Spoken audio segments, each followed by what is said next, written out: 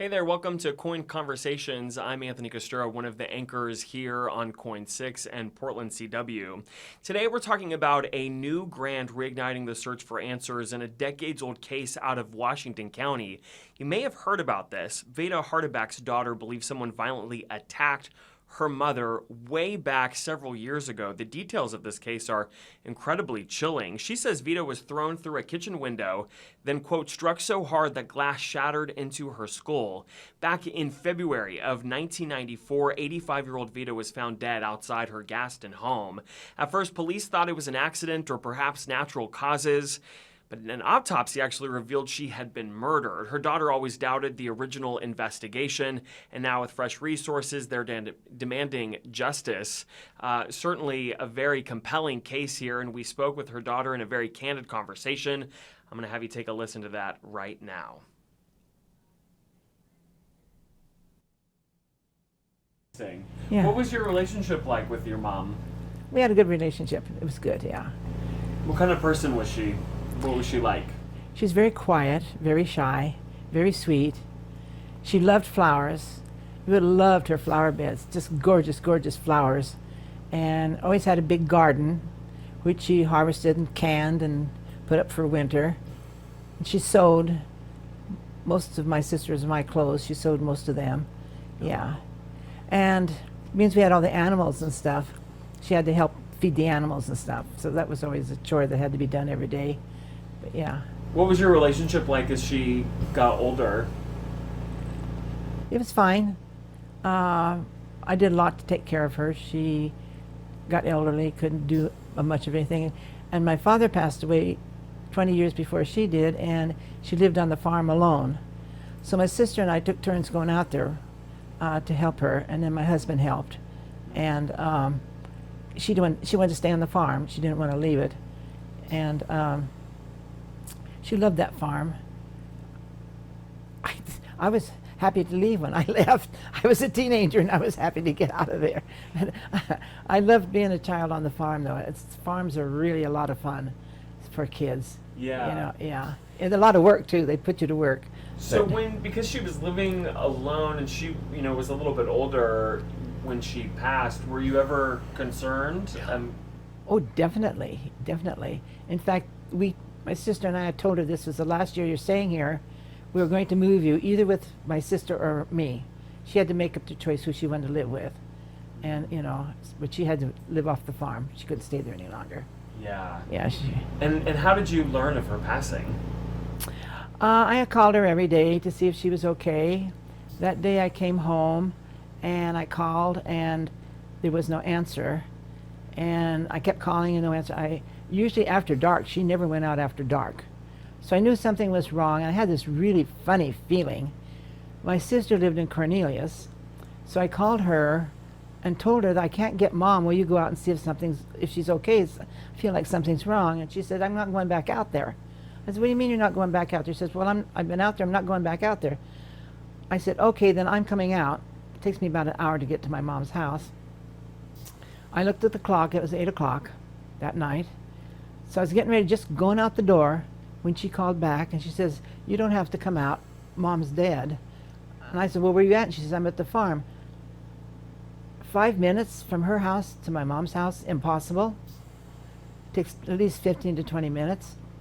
So anyway, I said, well, did you call the police? She says, why? And I says, Mom's dead. We got to find out what happened, and you need a coroner to pronounce her dead before you can touch her body or move her. So don't touch her body, just leave things the way they are. And I'm coming out. So I went out, and she went ahead and called the police. So when I got out there, the police were there, and a lot of police were there, lots of people. I don't know who they all were. And my mom was in, they had a back concrete porch. Half of it was closed off. And that's where they kept their wood, and the animals stayed there and so forth. So I went to go back there, and the police told me I couldn't go back. They didn't want me to see what was going on. So I kind of waited around, thinking somehow or another I got to get back there. I got to see what happened to my mom. If it was so awful, why, So the coroner came. Well, when the coroner came and he went over to open the door to go back there, I just slid right in with him and I was shocked at what I saw. Somebody, whoever murdered her, beat her to a pulp, There's a kitchen window there. They knocked her through the kitchen window. Glass was broken. They hit her so hard through the window that the glass broke, and it shoved it into her head, into her skull. Several pieces of glass, big glass, and blood was pouring out. They laid her back down on the concrete and put a hunk of wood underneath her head like she'd fallen on it or something. And the blood was streaming out, and blood was coming out of her eyes and her nose and her mouth, and she was laying in a pool of blood. Whoever did it, though, did the strangest thing. They took her glasses, folded them, and laid them beside her, and I don't understand that, but they did. My mom was 85 years old. She had a wood stove. She'd take one piece of wood at a time to stoke that stove. But that night, whoever murdered her put her arms out and filled her arms full of wood. She couldn't carry wood like that. And then her head was back on this hunk of wood. So anyway, the coroner then took the wood off from her because he's now going to examine her. So I left. I couldn't take it anymore. I left. So I went up to Danielson and I said, why, whoever would do that, why would they ever put wood on her? And he said, there was never any wood on her. And I says, my sister said there was never any wood on her.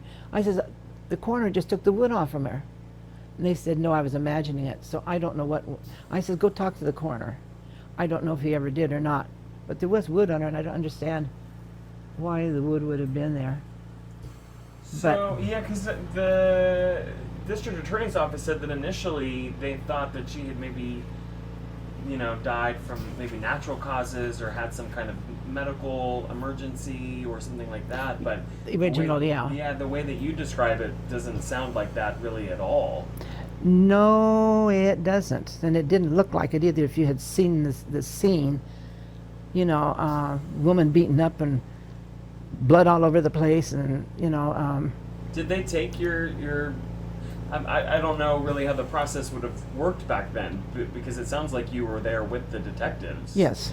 So I don't know if they would have really needed to take a witness statement, but did you ever see like a police report saying that she was... No, I never saw a police report, but they reported to us that they thought she died naturally because she had a lot of medical problems, bad heart and so forth, so yeah. And she was elderly, so whoever wrote up the first report assumed that she had just died naturally. But if you got to looking at everything, it's people don't die naturally in that scene. And so violently, it sounds like. Yeah. Yeah, because even today, the deputy district attorney wouldn't tell me. She said that it was violent, but she wouldn't elaborate. And now, kind of hearing from your account, I'm curious if you regret sneaking back there to see your mom in that state. I had to do that. I had to know what happened to her. Why wouldn't they let me back there? What was so bad that they wouldn't let me back there? If a person died naturally, why wouldn't you let me back there? And I had to see, and I saw, and I'm glad I did, because I would always wonder. How old were you when your mom passed? I was 94. Gosh, I'm 88 now. What would that be? Are you good in So math? you'd have been in your 40s? Probably. Yeah? Yeah. Okay. And do you have children? Yeah, I have two, a boy and a girl, yeah. There's something, the way that you described the way that your mom died, just very violent. I'm curious to know for your own children, to have some sense of closure about what happened to their grandmother. Probably so. They probably would feel happy to know what happened to her. Yeah. Interesting. Yeah. What was your relationship like with your mom? We had a good relationship. And a new $14,000 grant is funding that DNA testing in Vita Hardebeck's case. That Oregon Cold Case Investigators Association and the Brothers Car Collection in Salem are backing that effort, partnering with the Washington County DA's office. Now, this is the same prosecution team that recently delivered a conviction in the 1988 Deborah Atrops murder. Now they are zeroing on Vita Hardebeck's case as well.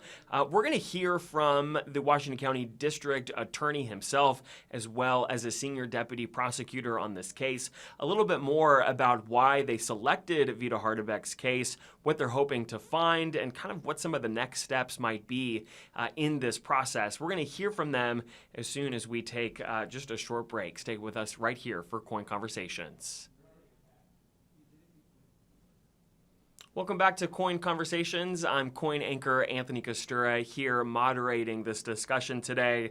We're talking about the 1994 murder of Vita Hardebeck way back in Gaston County. The woman was only 85 years old. We just heard from her daughter a short time ago. I also asked the Washington County District Attorney as well as the Deputy District Attorney a little bit more about the process here and why they selected this case.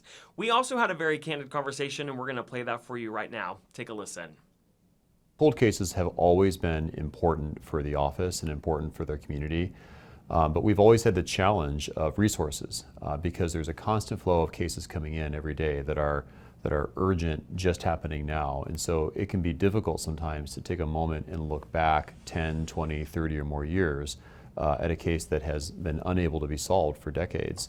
So what I'm really proud that we've been able to do is we found a new way to address that problem. We applied for a federal grant several years ago, and we received that grant. And what that let us do is identify a couple dozen cases that we thought were potentially solvable using modern technology to look at DNA and things like that. And then using that modern technology to see if we can develop new leads along with old-fashioned police work. What did witnesses see, hear, that sort of thing. And then we've been able to move forward on several cases, and we successfully received a guilty verdict on one very recently. What do you think that does in terms of establishing trust for people in the community? Because, as you mentioned, so often these cases kind of go untouched for decades, and kind of having the resources and the manpower to look at them, and as you mentioned, the Robert A. Tropp's trial and the sentencing there. What do you think that means for the community then for them to really be able to see this work that's playing out? Great question. Well, let me start by saying, when I think of the community, I'm one of those community members. I live here too. I'm raising my family here too. What I want out of our justice system is a system that prioritizes all levels of crime. So if you go into a store and you shoplift, or if you go commit a murder, that those crimes are going to be investigated and people will be held accountable. If time passes and we can't figure out who committed the crime and years pass, we don't forget about that case. And what I want this to tell the community is they have not been forgotten, victims have not been forgotten, and we will hold perpetrators accountable no matter how much time passes. Can you tell me how many cold cases the District Attorney's Office has right now? We've there's lots of unsolved cases over the years of different types of crimes. So for homicides, we've identified I'd say about 24 homicides going back to the 1970s that are what we think is potentially solvable. Beyond homicides, there are sexual assault cases, and one of our federal grants actually allows us to use modern DNA to address unsolved sexual assault cases, and there's many, many more of those going back many years. So it's always a balance, though, because we have to take the finite resources we have and apply it to the great community need that's out there. We also have to work within the law, and there are things like statutes of limitation that create timelines for when we can go forward with cases. Fortunately for homicide cases, there are no statutes of limitations, so we have forever to be able to move forward. For sexual assault cases, there are some statutes of limitations that we have to navigate around, but we think there's many cases out there that are potentially solvable, and we're trying to identify several of those now as we move forward. I think you kind of answered it, but I'm going to have you kind of rephrase it if you would, because when it comes to selecting cases then that you're re-examining and re-investigating, like the one that we're talking about today, what are some of the factors that go into selecting a case? Well, first, because we're using grant dollars to help drive our current effort, we have to make sure we follow the rules of the grants. And so one of the rules that we have to follow with the different grants we have is there needs to be some DNA evidence. Now that doesn't mean that if there's a cold case where there's no DNA, we certainly could still investigate that cold case. But to use the current federal grant that we have, there needs to be some DNA evidence. The beautiful thing of this new grant that we're talking about today, and thank you very much to the Brothers Car Collection and the Oregon Police Officers Association who helped, who are making this grant possible, it's funding the ability to look at a cold case where we're not sure if there's DNA. We think there might be. And so this grant funding will help us look at the evidence that was seized in 1994 and check to see, is there DNA there? And then if there is, then it can be funneled into the grant dollars that we have already through this federal grant to process that and to see where that might lead. So it's opening up new avenues and potential new ways to solve an older case. Okay.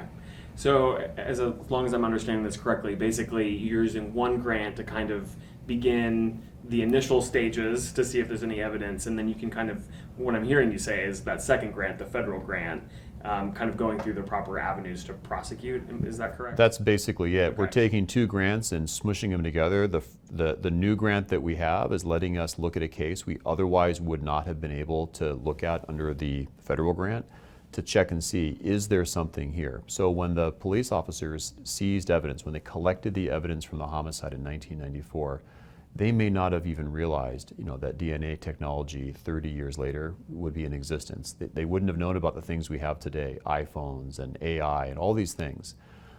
We're able to use this new grant to check and see, of the items they collected, is there DNA on there? And if there is, then we can funnel that in our process that we have in existence with our current grant to check and see, where does that DNA lead? Does it lead to someone who's been arrested on another crime? Does it lead to someone whose DNA profile or identification we have on file? We just don't know, and we're looking forward to finding out. Okay, very good. My last two questions for you, just kind of housekeeping. How many attorneys do you have working on, I guess, in the unit with these homicide cases specifically? Yeah, so our office has about 50 attorneys total. Of those 50 attorneys, we have about 6 or 7 that routinely handle homicide cases, and we have one whose specialty is cold cases, and her name is Senior Deputy DA Allison Brown. So the initial grant, when we started the cold case unit, I actually wrote that, and I'm not a grant writer. I've now learned how to write a grant with a lot of help from others. But it's a long process, and so you have to obviously give a plan to the grant folks about what you want to do with the money, and then of course wait to see if it gets granted to you or not. So yes, it's a very long process just applying, and then a long process in terms of using that money to be able to investigate and solve cases. And when did you all find out that you would be receiving the money for this latest case? This latest one? Yeah. A few months ago. So Okay. we applied for this, I believe, in January or February, and it was different than the current one we have in that there are no restrictions, which was great. The current one, we have to have a DNA profile existing in the case to be able to work on it. And as you can imagine, there are many cases, all the way back to the 1970s where DNA didn't exist, and so of course there's not going to be an existing DNA profile. So this grant was exciting to us because we had some cases where we could use funds to do additional testing to see if DNA would be available. So as you're reading through, all of the unsolved homicide cases specifically that DA Barton was mentioning, Right. What about this case kind of stood out to you that you thought there's maybe something a little bit more here that we could be looking into? Yeah, that's a good question. Well, that was done, of course, in consultation with the detective who is an expert in investigating these cases. What we learned from this case, it happened in '94. We had many items that were seized that were likely associated with the murder, and so our thought was, in consultation with our forensic consultant or analyst, that those items could be fruitful for any DNA that would be associated with the crime. And so all of those factors led us to think this would be the perfect case to submit under this grant for additional testing at an out-of-state private lab. Okay. I don't know how much you're able to speak freely about Yeah. the case, but I am curious to know, because I think it was an autopsy that revealed that it was likely a homicide. Yeah. Are you able to elaborate on that? Like, what about the autopsy? No, I can't. What I can say is this, happened in 1994. The victim was elderly, 85 years old, lived by herself on a very rural farm in Gaston. And initially, the investigators thought perhaps she died based off her age or an accident. And then after the autopsy, the medical examiner at the time decided that she actually died of homicidal violence. But I can't give any details as to any other conclusions that they had. Okay. So just kind of a violent incident, Right. It sounds like, potentially. Okay. Are you able to elaborate at all on the items? Like, was it personal items? Or... I can't. I can say that there were items that were seized at her home because she was found at her home deceased, that she was found by herself. and that there were items that were near her body where we would hope to find DNA that would be associated with the perpetrator. Okay. I guess one of my final questions is that, the victim in this case was elderly, or her daughter at this point is also a little bit older, it sounds like. If you get to a point where you are able to solve the murder or the homicide and that person has passed, what's kind of the overall sentiment? Would there still be a level of a feeling of accomplishment, Yes. rather, even just solving it? Yes, and that's a very good question. So closing a case or solving a case doesn't necessarily mean a prosecution or conviction in court like we had on Robert Atrops. If we can answer that question for loved ones as to how their loved one died and who committed that, even if that person is deceased and can't be prosecuted, that is success on our end and obtaining justice in some form for the victim to at least answer those questions that they've probably been plaguing them for decades. So our thanks to the Washington County District Attorney's Office for their time and speaking with us, again, just very candidly about this case and about that funding. Now, if investigators find DNA, as we previously mentioned, that federal funding from the same grant used in the Deborah Atrops case could prosecute, or at least help prosecute, Vita Hardebeck's killer. Anyone with information, as you can imagine, is asked to contact the Washington County District Attorney's Office or the Sheriff's Office. We have their phone numbers inside this article right now at KOIN.com. That is it for KOIN Conversations. I'm Anthony Costura. Thanks so much for joining us today, and we'll see you next time.